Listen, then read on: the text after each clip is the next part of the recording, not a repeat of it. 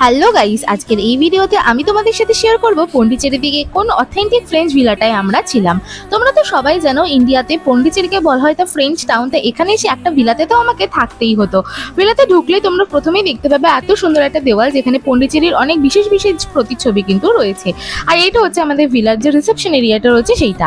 আর এইবার আমরা ঢুকে গেলাম আমাদের রুমে। এটা ছিল এনাদের একটা প্রিমিয়াম ব্যালকনি রুম। রুমে একটা বড় বেড রয়েছে, রয়েছে একটা ওয়ার্ক ডেস্ক।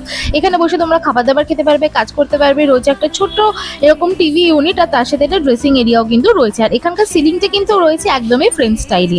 আর এটা হচ্ছে এখানকার ওয়াশরুমটা একটু ছোট হলেও বেশ ক্লিন ছিল এবং মডার্ন, কিন্তু সমস্ত ফেসিলিটিসই তোমরা পেয়ে যাবে।